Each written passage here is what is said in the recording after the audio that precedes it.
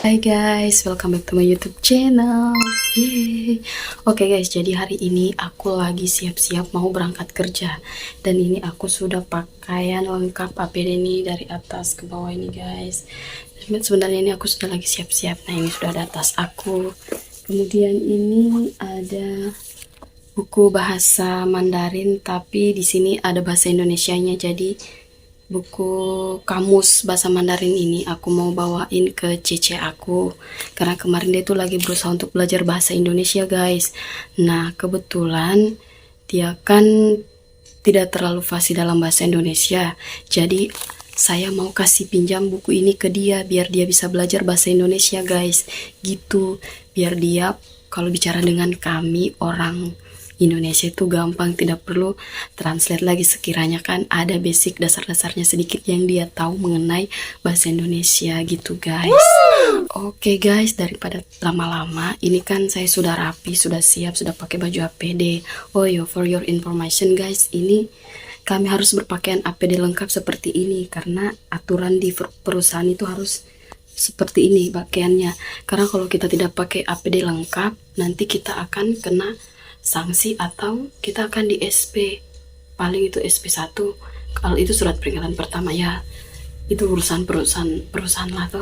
Jadi yang penting kita harus menaati peraturan yang ada guys gitu. So daripada lama-lama, ini saya akan berangkat dulu. Nanti kalau misal sudah sampai di tempat kerja, insya Allah saya tidak bisa merekam perjalanannya karena saya tidak punya ini standing HP yang bisa digunakan untuk merekam perjalanan. Jadi kita tunggu videonya sampai di tempat kerja saja ya guys. Oke, jadi kalian tungguin ya sampai jumpa di tempat kerja aku. Oke guys, bye bye guys. Sekarang aku sudah sampai di tempat kerja. Jadi ini aku sudah sampai. Jadi tadi sebenarnya sampainya jam 2:30 guys, hanya karena saya tidak sempat rekam. Soalnya saya lupa kalau saya itu sudah sampai. Jadi ini tempat kerja saya guys. Nah itu di sini ruanganku guys. Ruangan saya kerja tiap hari. Jadi saya tuh di analis batu bara atau coal analisis, bahasa keren ya. Jadi seperti inilah keseharian saya di tempat kerja guys. Tuh seperti ini. Oke guys, jadi di sini saya akan menceritakan awal mula saya bisa bekerja di sini. Di awal masuk saya di perusahaan ini yaitu sekitar tahun 2017, tanggal 18 Mei bulan 5. Di sini saya awal masuk kerja di perusahaan sini. Kemudian sampai sekarang saya masih kerja di sini ya, sekitar 7 tahun lah. Mau masuk 7 tahun saya kerja di sini. Lama kan guys? Oke, jadi awal mulanya saya bisa kerja di sini itu kan ada tetangga saya yang kerja sebelumnya di sini. Di sini maksudnya itu nama perusahaannya yaitu PT Virtu Dragon Nickel Industri yang berlokasi di Konawe Utara, Kabupaten Morosi, Sulawesi Tenggara. Nah, pada saat itu almarhumah mama saya kan dengan keluarga orang yang kerja di sini tuh dekat. Maksudnya kami masih keluarga sih, tapi keluarga jauh gitu guys. Nah, kemudian tiba-tiba si bapak ini yang kerja di Virtus ini menanyakan ke mama saya, bilang anaknya kita kuliah di mana. Nah kemudian mama saya bilang, oh anak saya kuliahnya di jurusan kimia, bagian laboratorium gitu. Nah setelah itu si bapak ini memberitahukan ke mama saya bahwa ada penerimaan laboratorium di tempat dia kerja, nah di Virtus ini guys. Nah, si bapak ini memberikan persyaratan untuk masuk ke sini. Nah mama saya itu mengambil kertas yang dikasih si bapak itu dan memberikan kepada saya. Kemudian dia menanyakan, bilang, "Nak, kamu mau tidak kerja di tambang?" Saya bilang, di tambang mana, Mak?" Dia bilang, "Di Morosi."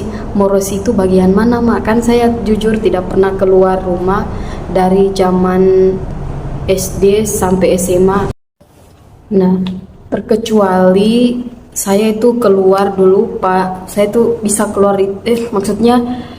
saya baru kenal jalan itu nanti pada saat kuliah, guys. Karena kan di circle pertemanan perkuliahannya kita itu kan orang-orangnya beda-beda kabupaten, beda-beda kota yang masuk di situ di kampus. Nah, terus itu tidak ada yang berasal dari Morosi. Jadi saya itu pikiranku tuh, bagi bahasa saya pakai logat Kendari saja, saya tidak bisa ngomong.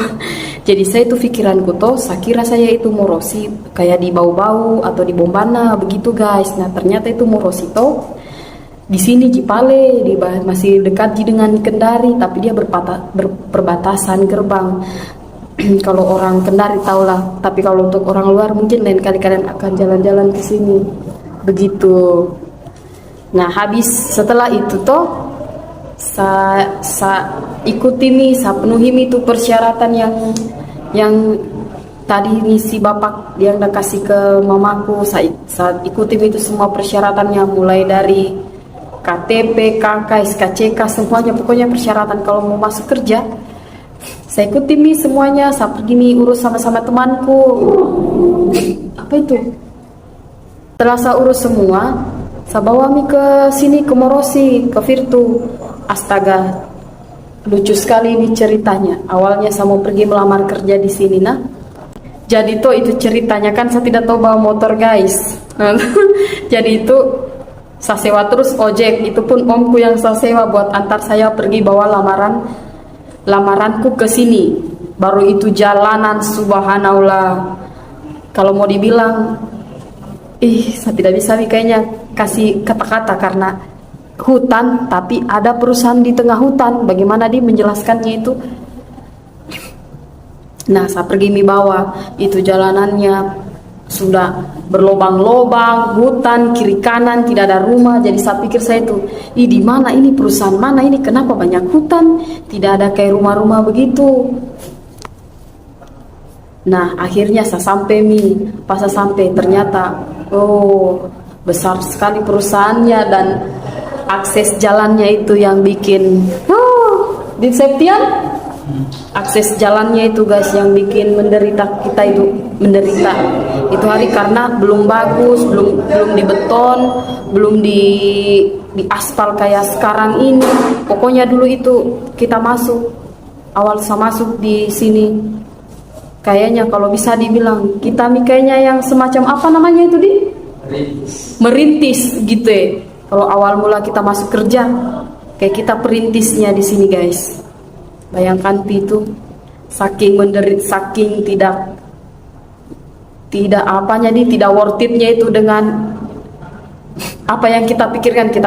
Masuk kerja di tambang bagus ruangannya, ternyata tidak, guys. Anjir. Akhirnya ya setelah habis mau lamaran itu menunggu 1 bulan. Kayaknya tidak sampai 1 bulan, itu sekitar 2 minggu dipanggil interview. Habis interview 1 minggu dipanggil lagi untuk datang tanda tangan kontrak sama kasih buku rekening untuk penggajiannya kita.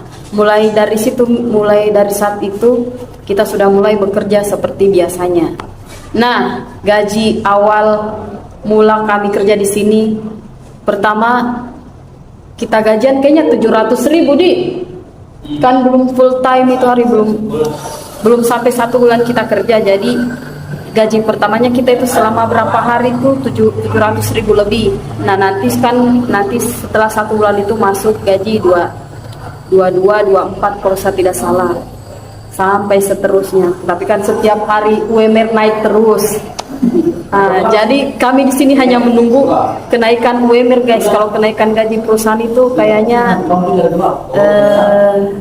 masih 50-50, maksudnya ya gitulah. Nah, begitu rutinitas setiap hari. Jadi masuk jam 7 pagi, pulang jam 5 sore, kan tidak ada off. Nanti sudah di training dulu selama 2 bulan baru bisa off. Nah, dari situ masuk kerja. Fun fact-nya, ingin pulang karena tidak apa namanya itu, kayak kita tidak sanggup untuk menjalani itu pekerjaan. Karena bagaimana, bayangkan kamar mandi saja susah guys. Kita mau pergi kencing saja, ya Allah jauhnya minta ampun. Mana itu jalan berlumpur, sudah hujan berlumpur, WC jauh, tidak ada kendaraan tidak bisa masuk. Masya Allah, pokoknya toh pengalaman yang sangat unik, sedih, tapi ya membuahkan hasil. Meskipun memakan banyak, makan hati guys, tapi ya itulah namanya juga cari pengalaman hidup. Harus begitu, harus penuh dengan petualangan. Kalau tidak, kita tidak akan mengerti bagaimana menjalani kehidupan ini. Good. Nah, seperti itu nih guys, awal mula aku kerja di sini. Tidak seperti yang orang bayangkan. Kalian pikir itu cari kerja gampang? Tidak guys, susah sekali. Terkecuali ada orang dalamnya, kalian sama koneksi, ya mungkin bisa langsung diterima. Kalau kita ini murni asli dari nol di Septian, betul-betul murni dari nol. Kita daftar di sini, pokoknya masih fresh graduate, belum ada pengalaman sama sekali. Kita kerja di perusahaan sini.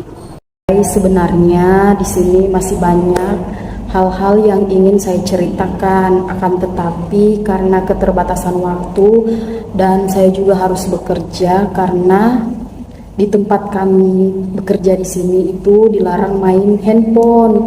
Jadi kami harus fokus untuk bekerja karena pekerjaan kami itu sangat banyak. Jadi tidak boleh kita main HP sambil kerja, jangan sampai mengganggu konsentrasi kita pada saat bekerja. Seperti itu guys. Jadi di sini saya harap teman-teman semua ayo mulai gali apa yang ada potensi dalam diri kalian, gali skill kalian, jangan hanya berdiam diri, jangan hanya jadi manusia yang tidak produktif, tapi jadilah manusia yang produktif, yang bisa bermanfaat bagi keluargamu, nusa, bangsa. Meskipun itu hanya hal-hal kecil, yang penting itu bisa membuat satu atau lebih dari berapa orang bermanfaat bagi kedepannya. Seperti itu guys. Oke guys, sampai sini dulu video hari ini. Terima kasih buat yang sudah mau menonton. Jangan lupa like, comment, share, and subscribe. Bye bye.